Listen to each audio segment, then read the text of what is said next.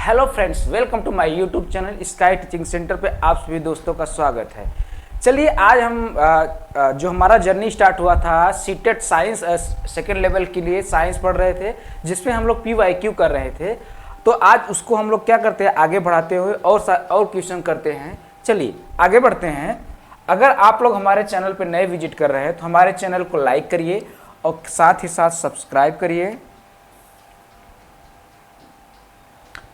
करिए और अपने दोस्तों के साथ शेयर अवश्य करिए। चलिए आगे बढ़ते हैं। हमारा पहला क्वेश्चन क्या कह रहा है, से बने हुए वस्त्रों पर जल्दी सिकुड़न नहीं आता। किससे वस्त्र बना रहेगा तो सिकुड़न नहीं आएगा? क्या वो कपास है, क्या फ्लैक्स है, क्या सिल्क है, क्या पॉलिएस्टर है? चलिए आंसर करिए। किससे कपड़ा बना रहेगा तो उस कपड़े पर क्या होगा, सिकुड़न नहीं आएगा। क्या होगा, सिकुड़न नहीं आएगा। देखिए जो सिल्क होता है वो मुलायम होता है, जो कपास होता है वो क्या होता है हमारा ये देखिए ये सिल्क है, जो फ्लैक्स है और कपास जो है, ये तीनों क्या है, ये तीनों नेचुरल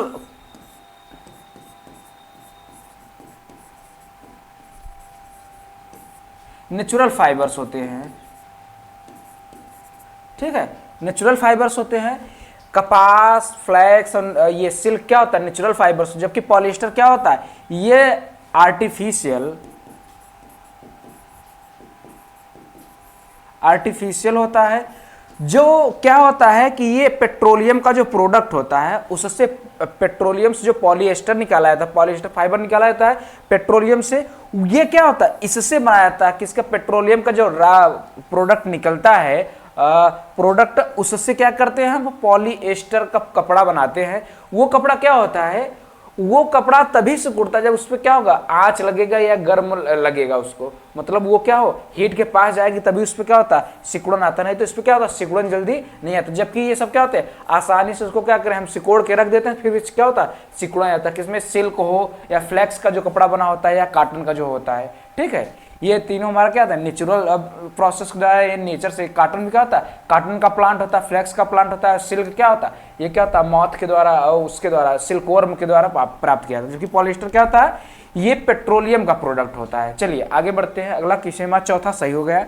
अगले क्वेश्चन की तरफ बढ़ते हैं। अगला क्या कह रहा है, पीलिया नामक अंग का प्रभावी लक्षण क्या है? पीलिया में कौन सा अंग क्या होता है, इफेक्टेड होता है? जॉन्डिस में क्या होता है, कौन सा आर्गन जो है इफेक्टेड होता है? क्या वो किडनी होता है, क्या लीवर होता है, क्या अग्न्याशय होता है, क्या थायराइड होता है?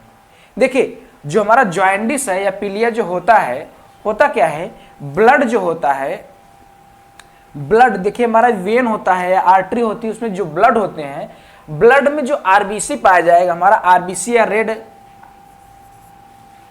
आरबीसी जो होते हैं, रेड ब्लड कॉर्पसेस होते हैं, जब उनका समय पूरा हो जाता है तो क्या होता है, वो वहां से उनका जो समय पूरा होता है वो क्या होते हैं, वो डिग्रेड होते हैं। डिग्रेड होने के बाद वो क्या करते हैं, बिलीरुबिन बनाते हैं। क्या बनाते हैं, बिलीरुबिन बनाते हैं, जो कैसा होता है, येलो कलर का होता है, येलो होता है।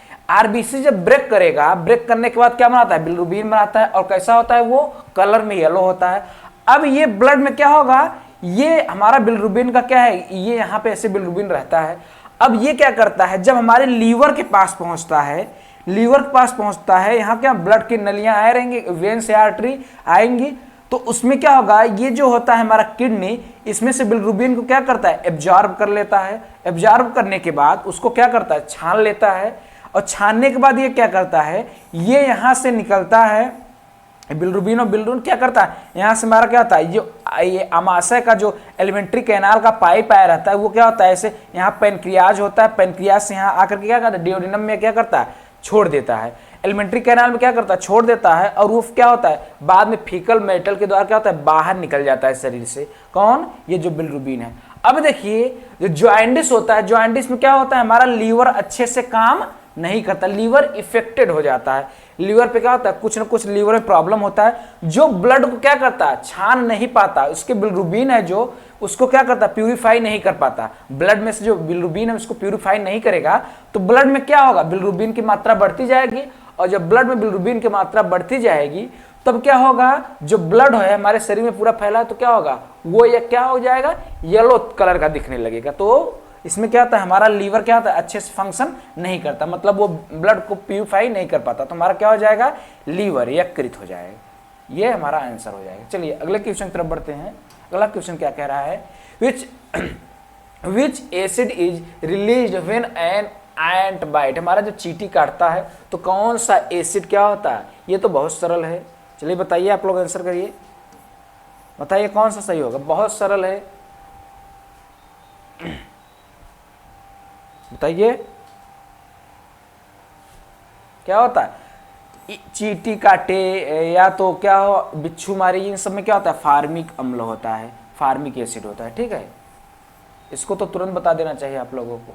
चलिए अगला क्वेश्चन देखते हैं, क्या कह रहा है, वृक्क धमनी वृक्क शिरा किस से संबंधित होता है। जो वृक्क धमनी होता है, वृक्क मतलब क्या हो गया, रीनल, रीनल देखिए किस, रीनल शब्द किसके लिए हम लोग यूज करते हैं, किडनी के लिए यूज करते हैं। किसके लिए, किडनी के लिए। ये हमारा किडनी है, गुर्दा है, ठीक है।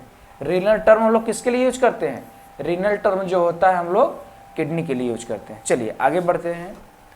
अगला क्वेश्चन क्या कह रहा है, उत्सर्जन तंत्र या गुर्दे का कार्यात्मक इकाई क्या होता है। जो उसका फंक्शनल यूनिट होता है, किसका, जो किडनी का उत्सर्जन तंत्र या गुर्दे का क्या होता है, फंक्शनल यूनिट क्या है, क्या पूछ रहा है, फंक्शनल यूनिट क्या होता है, फंक्शनल यूनिट क्या होता है, नेफ्रॉन होता है, क्या होता है। जबकि हमारा जो न्यूरॉन्स होता है वो क्या होता है, ये न्यूरल सिस्टम का क्या होता है, फंक्शनल यूनिट होता है, किसका, या नर्वस सिस्टम बोल सकते हैं, क्या बोल सकते हैं, नर्वस।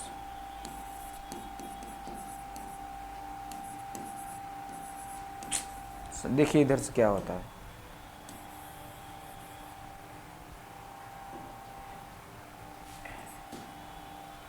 नर्वस सिस्टम का क्या होता है, हमारा न्यूरॉन्स होता है। नर्वस सिस्टम का क्या होता है, नर्वस सिस्टम, नर्वस सिस्टम का क्या होता है, न्यूरॉन्स होता है।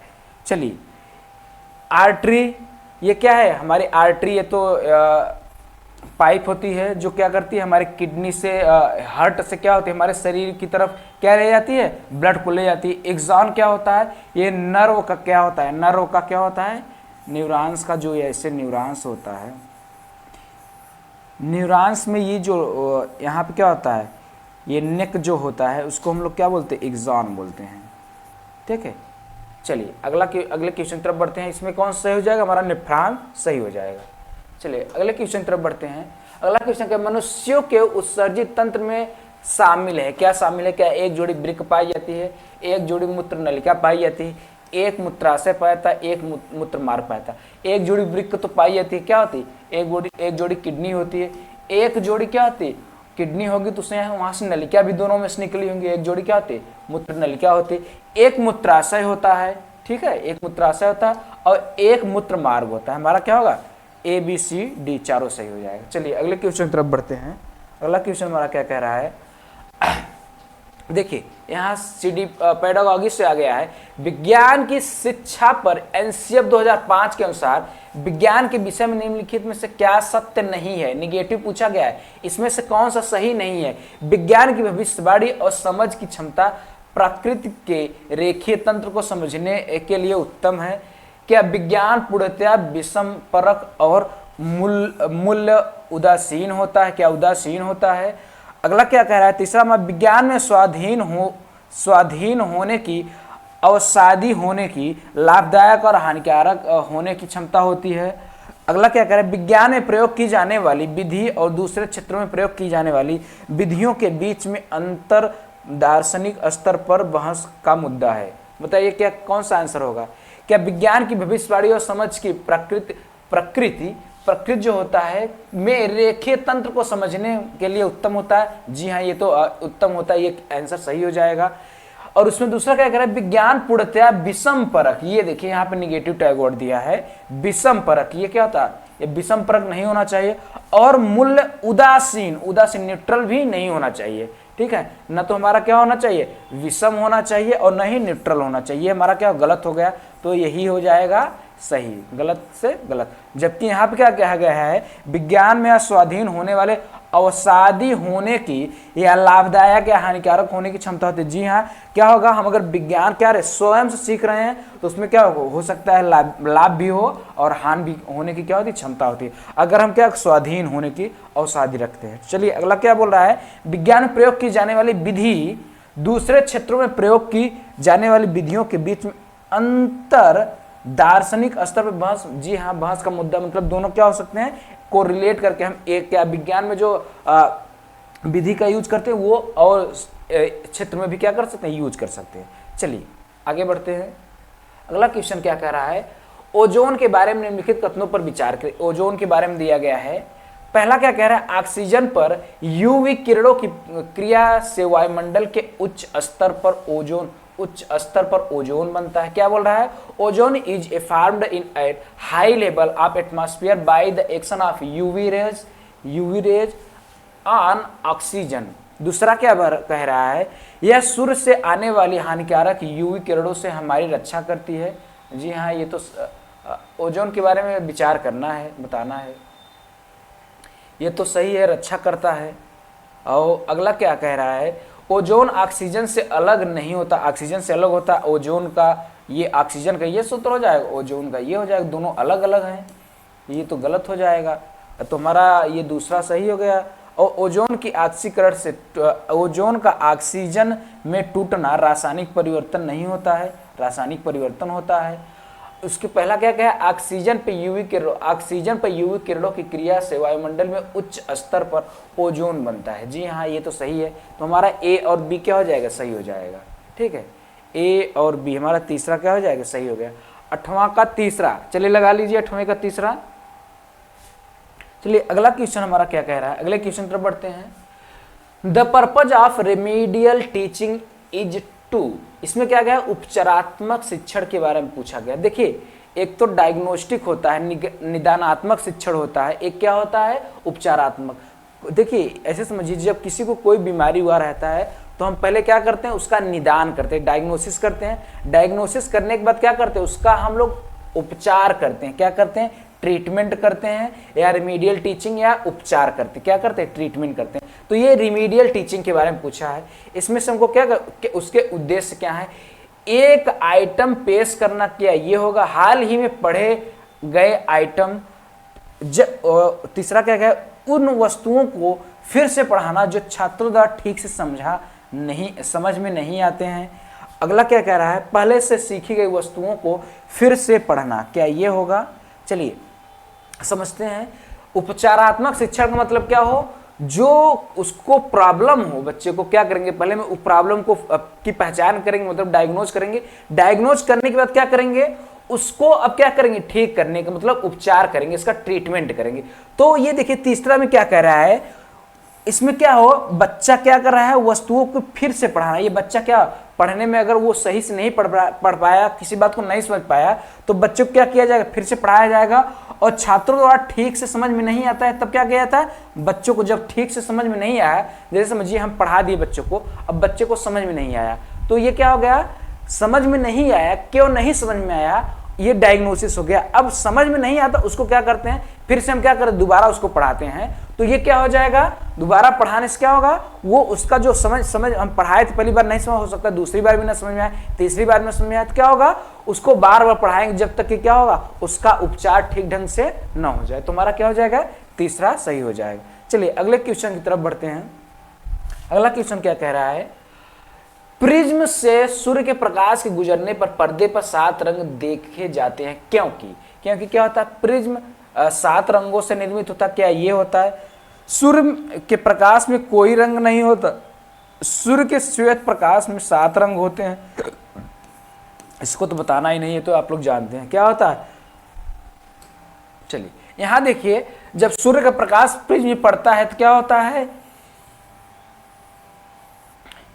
ये जब अब यहां पहुंचता है एक माध्यम से दूसरे माध्यम में, क्या होता है, ये लंबवत से क्या करता है, लंबवत की तरफ झुक जाता है, फिर बाहर निकलता है तो फिर एक बार क्या होता है, फिर एक बार झुकता है। तो जो वायलेट होता है ये सबसे ज्यादा क्या होता है, ये इसका ये डाइवर्जेंस, ये सबसे ज्यादा डाइवर्ट होता है, ठीक है। ये अपने पास से सबसे ज्यादा क्या होता है, विचलित होता है। कौन, ब्लू कलर। देखिए ये विबग्योर लिखा है, VIBGYOR,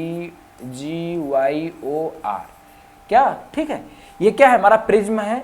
प्रिज्म पर जब क्या होता है, सूर्य की लाइट पड़ती है तो क्या होती है, उसमें जितने भी कलर होते हैं सारे कलर में क्या होता है, वो विक्षेपित हो जाता है, ठीक है। चलिए आगे बढ़ते हैं। आगे क्या कह रहा है, निम्नलिखित में से विटामिन के उस सेट की पहचान करो जो यकृत में भंडारित रहते हैं और हमारे शरीर की दैनिक आवश्यकता नहीं रहती, मतलब प्रतिदिन उसकी आवश्यकता नहीं पड़ती। दैनिक आवश्यकता का मतलब है प्रतिदिन उसकी आवश्यकता। देखिए जो हमारा फैट सॉल्युबल होता है, क्या होता है, फैट सॉल्युबल,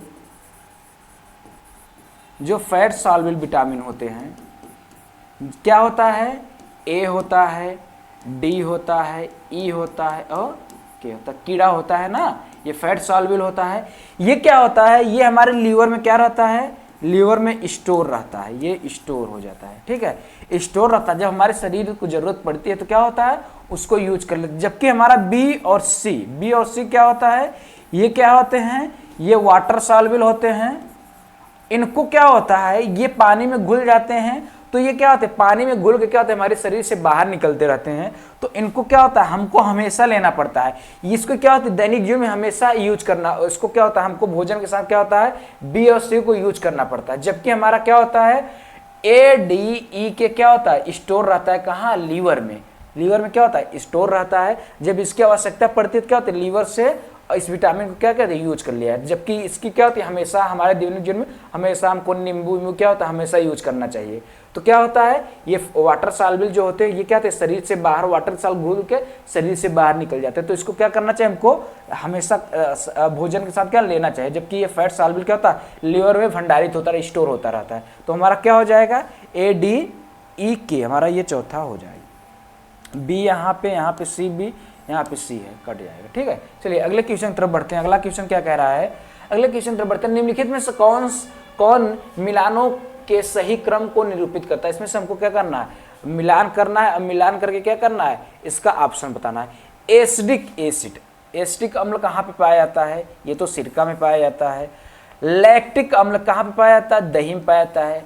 लैक्टोबैसिलस जो होता है, लैक्टोबैसिलस बैक्टीरिया होता है। ऑक्जेलिक अम्ल पालक में पाया जाता है।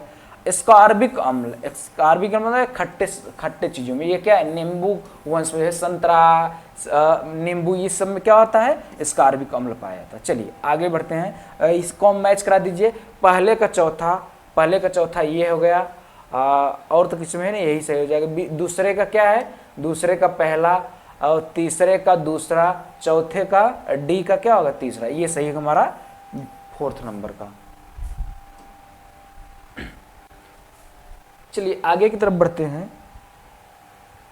अगला क्वेश्चन क्या, निम्नलिखित में से कौन सा युग्म एसिड बेस इंडिकेटर छाल अम्ल और क्षार संकेतक के रूप में उपयोग में लाया जा सकता है। कौन कौन सा, क्या लाल बंद गोभी का पत्ता और हल्दी है, क्या नमक और हल्दी है, क्या केले की पत्ती और बंद गोभी की पत्ती है, क्या नींबू का रस है और हल्दी है। इसमें से कौन सा है जो क्या होता है, एसिड बेस इंडिकेटर के रूप में क्या करते हैं, अम्ल क्षार संकेतक के रूप में यूज करते हैं। हम किसको यूज करते हैं, बंद गोभी का पत्ता और हल्दी। ये क्या है, ये नेचुरल इंडिकेटर है। बंद गोभी के पत्ते और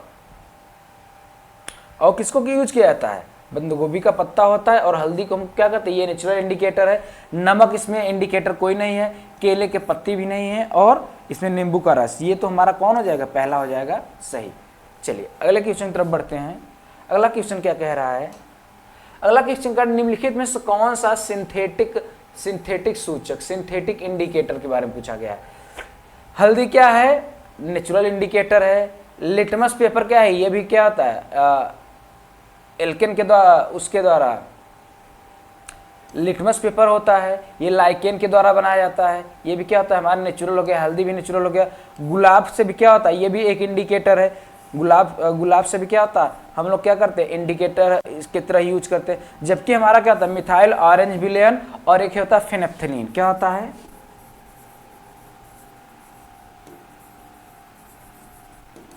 फेनेफ्थेलिन क्या होता है, ये भी क्या होता है हमारा, ये दोनों मिथाइल ऑरेंज विलेन और फेनेफ्थेलिन क्या होता है, ये सिंथेटिक, ये क्या होता है, सिंथेटिक इंडिकेटर्स होते हैं। चलिए आगे बढ़ते हैं।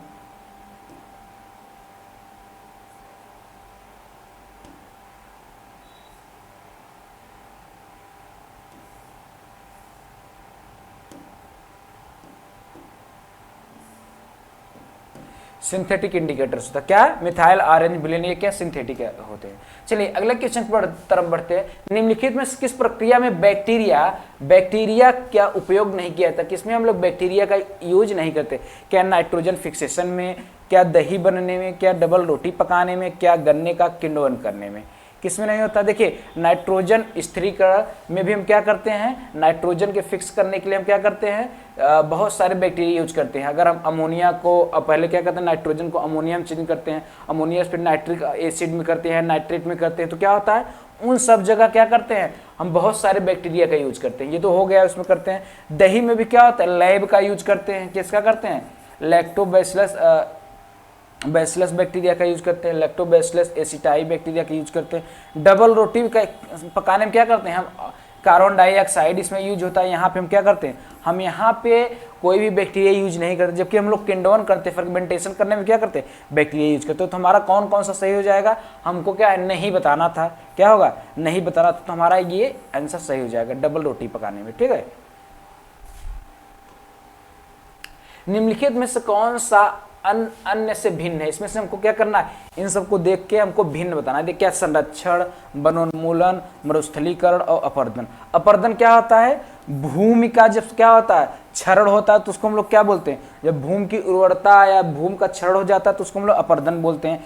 मरुस्थलीकरण क्या होता है, जब नॉर्मल मिट्टी रहता है वहाँ के मिट्टी क्या हो, ढेर सारे ऐसा हो जाए कि वो क्या हो, खेती लायक ना हो, तो उसको हम लोग मरुस्थलीकरण बोलते हैं। जैसे उसमें क्या हो, सिल्ट की या बालू की मात्रा ज़्यादा हो जाए, या हीट वहाँ पे ज़्यादा वहाँ की मिट्टी में हो जाए, तो क्या बोलते हैं वहाँ मरुस्थलीकरण। वनोन्मूलन के मतलब वन की कटाई से क्या होता है, मिट्टी का यहाँ क्या होता है, वहाँ भी मिट्टी खराब होती है। इन तीनों क्या होती है, ये मिट्टी से रिलेटेड है। वनोन्मूलन में क्या होता है, हम वन को क्या करते हैं, वन में जब नुकसान पहुँचाते हैं, मरुस्थलीकरण और अपरदन। जबकि संरक्षण क्या है, संरक्षण में क्या होता है, इन सबको हम क्या करते हैं, प्रिजर्व करते हैं कि इन सब मिट्टी हमारा क्या उपजाऊ बना रहे। ये क्या है हमारा संरक्षण भिन्न है इन तीनों से। अगले की तरफ बढ़ते हैं। कड़ों के साइज आकार के अनुसार कौन सा आरोही क्रम में निरूपित करना है, किसमें, असेंडिंग ऑर्डर में, किसमें, असेंडिंग ऑर्डर में, मतलब बढ़ते हुए क्रम में हमको क्या करना है, पहले छोटे वाले को देखना, उसके बाद बड़े वाले को। अब देखिए अगर देखा जाए तो सबसे बड़ा चट्टान होता है, क्या होता है, चट्टान होता है, तो इन दोनों को तो हम क्या करेंगे, काट देंगे। चट्टान के पहले दोनों में बजरी दिया है, चलिए दोनों को कर लेते हैं। उसके बाद दोनों में रेत दिया है, चलिए सही है। अब देखिए गाद और मृतिका और गाद में से कौन सा सही होगा। जो मृतिका है ये सबसे छोटी होती है, उसके बाद उससे जो थोड़ा सा बड़ा होता है उसको क्या करते हैं, गाद बोलते हैं। तुम्हारा तीसरा नंबर क्या हो जाएगा, सही हो जाएगा। ठीक है, चलिए अगले क्वेश्चन की तरफ बढ़ते हैं। अगला क्वेश्चन हमारा क्या कर रहा है, निम्नलिखित में से कौन सी गतिविधि बच्चे में सक्रिय अधिगम का प्रावधान नहीं करेगी, सक्रिय अधिगम का प्रावधान नहीं करेगी, निगेटिव बताना है। कक्षा में व्याख्यान सुनना, क्या व्याख्यान सुनने से क्या होगा, उसका क्या होगा, सक्रिय अधिगम होगा। क्या विज्ञान क्लब की स्थापना होगा, क्षेत्र भ्रमण का आयोजन, या विज्ञान का कोना बनाना। विज्ञान कोना मतलब विज्ञान को इलेबोरेट करना, विज्ञान को क्या एलोबरेट भी करेंगे। भ्रमण पे जाने से भी क्या होगी, गतिविधि सक्रिय होगा। अब विज्ञान क्लब क्या होता है, विज्ञान क्लब भी क्या होती है, विज्ञान क्लब पढ़ाया जाएगा। विज्ञान क्लब की स्थापना भी क्या होती है, ये क्या होती है, सक्रिय। जबकि हम क्या करते हैं, अगर व्याख्या के द्वारा कोई बात पढ़ते हैं सुनते हैं तो क्या होती है, ये हमारा क्या होती है, शिक्षक केंद्रित हो जाती, क्या हो जाती है,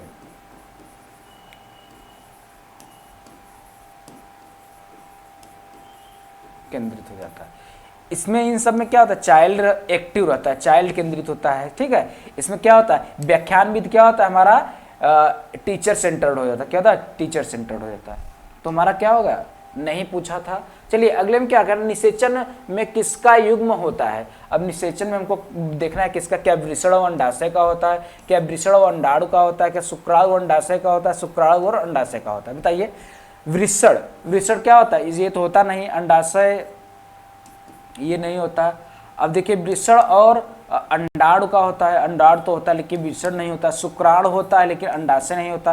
तो शुक्राणु और अंडाणु क्या करते हैं, जो यहाँ पे शुक्राणु और क्या होता है हमारा ओवम दोनों मिल करके कौन, स्पर्म, स्पर्म प्लस क्या होता है ओवम, ओवम मिल जाते हैं तो क्या होता है जाइगोट बनता है। क्या होता है, जाइगोट बनता है।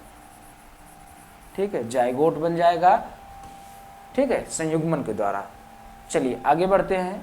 अगला क्वेश्चन क्या कह रहा है, 45 वर्ष की महिला में मासिक जो नाव बंद हो जाता है, इस अवस्था को क्या कहा जाता है। देखिए यहाँ पे दो चीजें समझिए, एक तो होता है रजोनवृत्त बोला जाता है, एक होता है रजोधर्म। रजोधर्म, रजोनवृत्त, या हम इसको कहते हैं मीनोपॉज बोलते हैं। क्या बोलते हैं, मीनोपॉज। इसको हम लोग क्या बोलते हैं, मीनार्च बोलते हैं। क्या बोलते हैं, मीनार।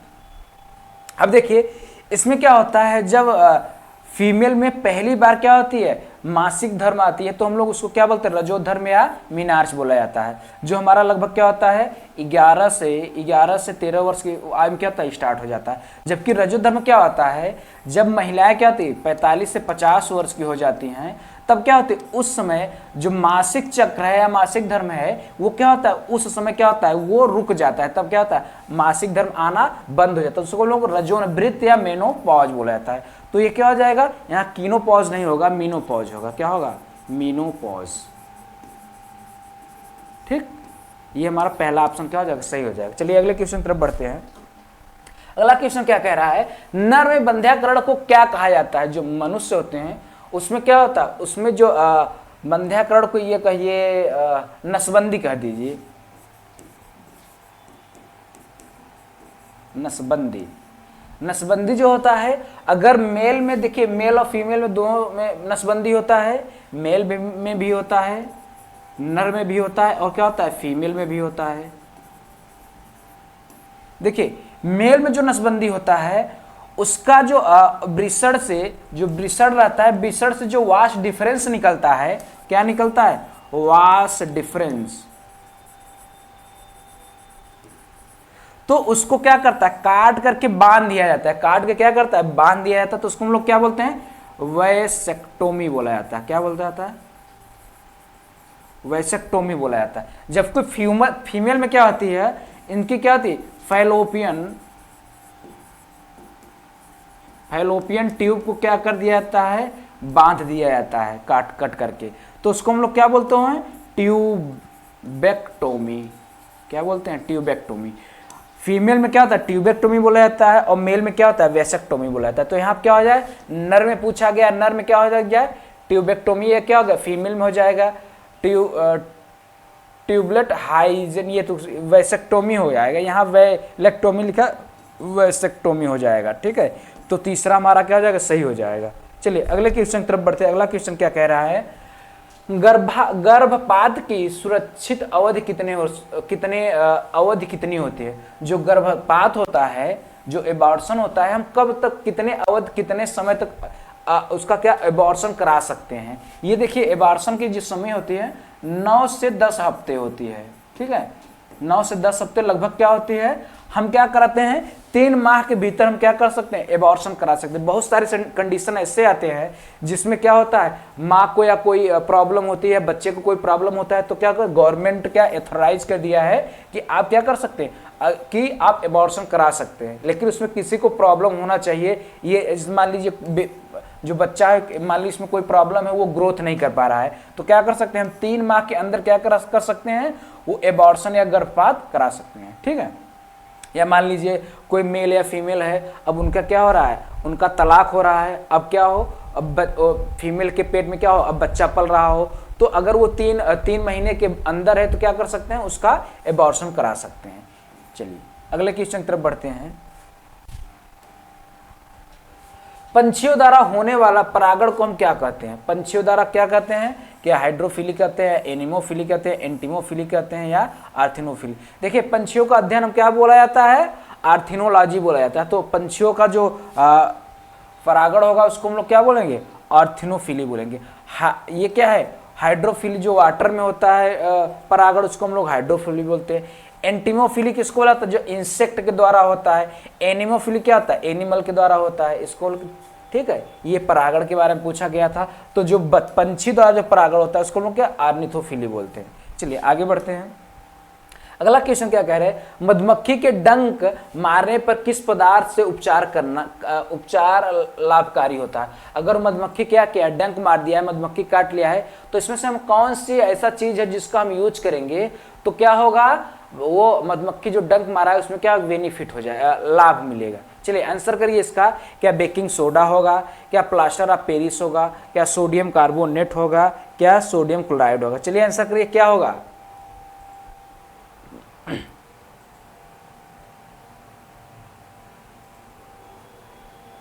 देखिए इसको समझिए, जो डंक मारता है या चाहे चींटी काटता है तो हम क्या करते हैं, उसमें फार्मिक एसिड या फार्मिक अम्ल पाया जाता है। क्या होता है, फार्मिक एसिड होता है। मान लीजिए हमको बिच्छू मार दिया या मधुमक्खी डंक मार दिया या चींटी काट लिया तो उसमें क्या होता है, फार्मिक एसिड होता है। क्या पाया जाता है, फार्मिक एसिड। और फार्मिक एसिड है। अब एसिड को हम ऐसा, इसमें से ऐसा ऑप्शन चुने जो क्या हो, बेस हो। क्या हो, बेस हो। एसिड और बेस जब मिलेंगे तो क्या है, न्यूट्रल कर देते हैं। क्या करते हैं, न्यूट्रल कर देंगे। तो बेस इसमें देखिए, सोडियम, बेकिंग सोडा का क्या होता है, सोडियम बाइकार्बोनेट होता है। ठीक है, सोडियम बाइकार्बोनेट को हम क्या करते हैं, ये एक बेस है। जब ये एसिड और बेस को मिलाएंगे तो क्या हो जाएगा, ये न्यूट्रल हो जाएगा। तो दर्द होता रहता है या कोई प्रॉब्लम होता रहता है, क्या होता है, उसमें क्या होता है, थोड़ा सा आराम मिल जाता है। जब क्या होता है, फार्मिक अम्ल, ये एसिड हो गया, ये क्या हो गया, बेस हो गया। एसिड और बेस को क्या करते हैं हम, जब काटता है कुछ, चाहे वो हमारा क्या, कोई भी डंक मारे, चाहे बिच्छू, मधुमक्खी हो, चींटी हो, तो क्या करते हैं हम, उसमें क्या करते हैं, खाने वाला जो सोडा होता है, जो खाने वाला सोडा घर में रखा रहता है, या उसको हम लोग क्या बोलते हैं, बेकिंग सोडा बोला जाता है। ये सोडियम बाइकार्बोनेट है जो क्या करता है, एसिड, ये बेस होता है जो क्या करता है, एसिड को न्यूट्रल कर देता है। चलिए आगे बढ़ते हैं, पहला ऑप्शन हो जाएगा सही। लिटमस विलयन बैगनी रंग का रंजक होते हैं जो निकाला जाता है। लिटमस जो पेपर होता है किससे बनाया जाता है, क्या गुलाब के पौधे से, क्या लाइकेन के पौधे से, क्या मेहंदी के पौधे से, क्या घास के, ये किससे बनाता है, जो लिटमस पेपर हम बनाते हैं वो क्या करते हैं, लाइकेन से बनाते हैं। ठीक है, निम्नलिखित में से कौन सा प्रबल अम्ल है। क्या पूछा गया, अम्ल, एसिड के बारे में पूछा गया है। एसिड, देखिए एसिड का जो पीएच होता है, पीएच ऑफ एसिड, ये क्या होता है, जब 7 से कम होता है पीएच तो हम उसको क्या बोलते हैं, एसिड बोलते हैं। बेस में क्या होता है, उसमें पीएच क्या होता है, 7 से क्या होता है, ऊपर होता है तो उसको हम लोग क्या बोलते हैं, बेस। अगर पीएच क्या हो, अगर पीएच 7 हो तो हम उसको क्या बोलते हैं, न्यूट्रल बोलते हैं। न्यूट्रल बोलते हैं, क्या बोलते हैं, न्यूट्रल, उदासीन बोलते हैं। अब देखिए इसमें से देखिए, वो उसमें जब से जिसमें पीएच सबसे कम होगा वो प्रबल अम्ल होगा। क्या वो 3 होगा, देखिए 2 ही है, ये तो क्या हो जाएगा, ये न्यूट्रल हो जाएगा। ये हाईली क्या होगा, बेसिक होगा। और ये पीएच क्या है, 0 और 3, तो जितना कम होगा, अगर पीएच 0 होगा तो क्या हाईली एसिडिक होगा, तो वो क्या होगा, प्रबल अम्ल हमारा क्या हो जाएगा, ये हो जाएगा। देखिए इसमें कुछ हम समझ लेते हैं, पीएच किसका किसका समझ लिए। जल का जो पीएच होता है वो कितना होता है, वो 7 होता है। क्या होता है, 7 होता है। जो हमारा आंसू होता है, आंसू या तो ब्लड का भी क्या होता है, 7 पॉइंट लगभग 4 के बराबर होता है। ठीक है, जो हमारा नींबू होता है, नींबू होता है, ये लगभग क्या क्या होता है, 2.8 के आसपास होता है। ठीक है, ये सब क्या होते हैं, इसके पीएच होते हैं। ठीक, चलिए आगे बढ़ते हैं। अगला क्वेश्चन क्या कह रहा है, अगले क्वेश्चन तरफ बढ़ रहे हैं। अम्लीय वर्षा के लिए पीएच का मान क्या है। अम्लीय वर्षा किसको बोलते हैं, जब सल्फर डाइऑक्साइड और नाइट्रोजन डाइऑक्साइड या इसको हम क्या बोल सकते हैं, नाइट्रोजन डाइऑक्साइड होता है क्या, H2O के साथ रिएक्शन करके क्या बनाता है, नाइट्रिक अम्ल बना लेता है। क्या बना लेता है, नाइट्रिक अम्ल बना लेता है। सल्फर डाइऑक्साइड का क्या करता है, हाइड्रोजन जल के साथ अब क्रिया करके क्या बनाता है, सल्फ्यूरिक अम्ल बना लेता है। और यही दोनों सल्फर डाइऑक्साइड और नाइट्रोजन डाइऑक्साइड मिल करके क्या करते हैं, अम्लीय वर्षा काज करते हैं, अम्लीय वर्षा का कारण होते हैं। जिसका पीएच कितना होना चाहिए, पीएच कितना होना चाहिए बताइए, 5.6 या 7 से नीचे होना चाहिए, इससे नीचे होना चाहिए, ठीक है। 5.7 से क्या होना चाहिए, नीचे होना चाहिए, या 5.6। ये क्या हमारा पहला, देखिए ये 12 है, ये बेसिक है, ये 14 बेसिक है, 11.5 ये क्या, ये तीनों बेसिक है, तो हमारा क्या 5.6 क्या कम होना चाहिए, तब उसको हम लोग क्या बोलेंगे, अम्लीय वर्षा बोलेंगे। ओके, तो हमारा पहला ऑप्शन क्या हो जाएगा, सही हो जाएगा। चलिए अगले क्वेश्चन तरफ बढ़ते हैं। राष्ट्रीय पाठ्यचर्या रूपरेखा 2005 में किस बात का प्रबल समर्थन किया है कि उच्च प्राथमिक स्तर पर विज्ञान शिक्षण को, देखिए फिर समझिए इसमें क्या कह रहा है कि किस बात पर प्रबल समर्थन किया गया है कि उच्च प्राथमिक स्तर पर विज्ञान शिक्षण को क्या करना चाहिए। क्या विद्यार्थियों को प्रतियोगिता परीक्षाओं के लिए तैयार करना चाहिए, क्या करना चाहिए, ऐसा कुछ नहीं करना चाहिए। संवेगात्मक रूप से संतुलित बनने के लिए विद्यार्थियों की सहायता करनी चाहिए। क्या लिखा है, संगणना कौशल अर्जित करने के लिए विद्यार्थियों की सहायता करनी चाहिए। विषय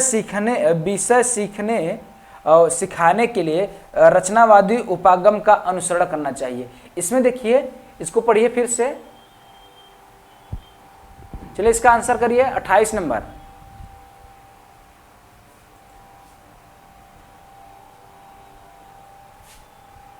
देखिए क्या कह रहा है, फिर से देखते हैं। राष्ट्रीय पाठ्यचर्या रूपरेखा 2005 में किस बात का प्रबल समर्थन किया गया है, उच्च प्राथमिक स्तर विज्ञान को, हमको विज्ञान शिक्षण के बारे में बताना है। पहला बात तो हमारा गलत हो जाएगा। संवेगात्मक रूप से संतुलित बनाने में विद्यार्थियों का सहायता करना चाहिए। क्या इमोशनल रूप से क्या डेवलप करना चाहिए, क्या ये होगा संगणना कौशल, ये क्या हो गया, अर्जित करने में विद्यार्थियों की सहायता करना चाहिए। विषय सीखने सिखाने के लिए रचनावादी उपागम का अनुसरण नहीं करना चाहिए। इसमें क्या करना चाहिए, उसको क्या करना चाहिए, सहायता देना चाहिए, उसको क्या मोटिवेट करना चाहिए। हम क्या रचनावादी अनुसरण नहीं करते, अनुसरण मतलब दोहराव नहीं करते हैं, ठीक है। जैसे आगे आगे कोई कर रहा है, हम उसका क्या करें, अनुसरण पीछे पीछे करें, ये तो गलत हो जाएगा। अब बचा दो, हम संवेगात्मक रूप से संतुलित बनाने के विद्यार्थियों को सहायता नहीं करते, उनके संवेग का डेवलप नहीं करेंगे। हम क्या करेंगे, उसमें जो कौशल है उसको क्या करें, अर्जित करने के लिए हम क्या करेंगे, सहायता। वो जो सीख रहा है, कोई भी चीज जो बच्चा सीख रहा है उसको क्या करें, उसको सीखने में जो कुछ अर्जित कर रहा है उसको क्या सिखाने में हम क्या करेंगे, उसका सहायता करेंगे। ना तो हम संवेग का विकास करेंगे, सिर्फ संवेग का विकास करने से कुछ नहीं होता, प्रतियोगिता भी नहीं कराएंगे, हम रचना में अनुसरण नहीं कराएंगे, उसको क्या करेंगे, मौका देंगे, ठीक है, अनुसरण नहीं कराएंगे। चलिए हमारा कौन सा सही हो जाएगा, तीसरा सही हो जाएगा। चलिए अगले क्वेश्चन तरफ बढ़ते हैं। स्थानीय या नगरीय राज्य स्तरीय वैज्ञानिक प्रतिस्पर्धा गतिविधियों को आयोजित करना महत्वपूर्ण है, क्योंकि इसमें क्या बोल रहा है, कंपटीशन के बारे में बोल रहा है। It is important of organization local urban या state level of scientific competition activity because, क्यों कराना चाहिए, किस किस स्तर पे, लोकल स्तर पे या गांवी स्तर पे या स्टेट लेवल पे क्या करना चाहिए, कंपटीशन कराना चाहिए। वैज्ञानिक लेवल पे क्या होना चाहिए, वैज्ञानिक पे कंपटीशन कराना चाहिए। क्यों कराना चाहिए, ये शिक्षकों का मनोरंजन करता है, क्या मनोरंजन के लिए कराना चाहिए, यह आयोजकों को वित्तीय सहायता देता है, क्या फाइनेंशियल असिस्टेंट होता है। ये बच्चों के बीच वैज्ञानिक प्रतिस्पर्धा को उजागर करता है। इसमें छात्र अपने समय का सदुपयोग कर पाते हैं। ऐसा होता है क्या, समय का सदुपयोग करने के लिए कराया जाता है। इसमें क्या करते हैं, बच्चे जो होते हैं उनमें क्या होता है, वैज्ञानिक सोच बढ़ती है। इसमें क्या होता है, एक्सपोज हो जाता है क्या, वैज्ञानिक टैलेंट, बच्चे में क्या होता है, वैज्ञानिक टैलेंट क्या होता है, बढ़ता है, एक्सपोज होता है। चलिए आगे बढ़ते हैं। अगला क्वेश्चन क्या कह रहा है, 8 ग्रहों में से सौरमंडल के 6 ग्रह अपनी ध्रुव पर पश्चिम से पूर्व की ओर घूमते हैं, अन्य 2 जो अपनी धुरी पर पूर्व से पश्चिम की ओर घूमते हैं। इसमें कहा क्या गया है, जो हमारे 8 ग्रह हैं, क्या है, अभी तक 9 थे, अब क्या है 8 ग्रह जो हैं, इसमें से 2006 में क्या किया गया था, एक ध्रुव को क्या किया था, निकाल दिया गया था। तो हम करते क्या हैं, देखिए जो प्लूटो था, प्लूटो को क्या कर दिया गया था 2000, प्लूटो को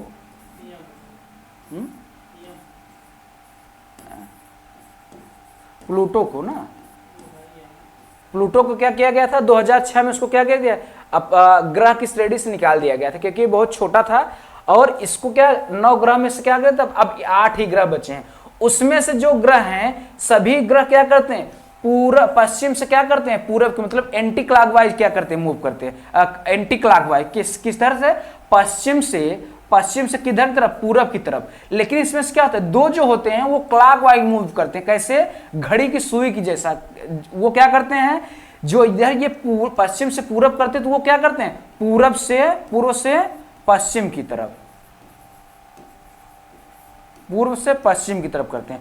तो वो 2 ग्रह कौन कौन से हैं, क्या शुक्र और क्या है, बुध और यूरेनस है, क्या बुध और नेपच्यून है, क्या शुक्र और नेपच्यून है, क्या शुक्र और यूरेनस है, बताइए कौन कौन सा है।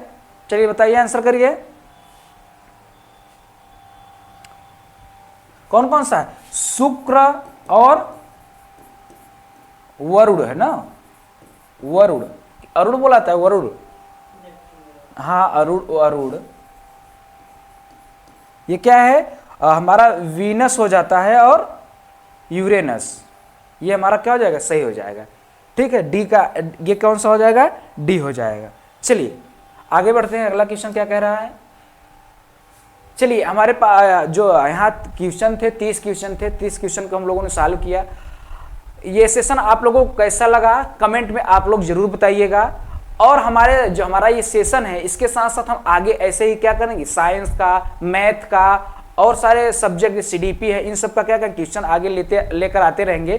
तो ये हमारे आप लोग ऐसे ही सेशन देखने के लिए हमारे चैनल को क्या करिए, सब्सक्राइब करिए। और साथ ही साथ आप क्या करिए, अगर देख रहे हैं तो उसको लाइक करिए और अपने दोस्तों के साथ क्या करिए, इसको शेयर अवश्य करिए।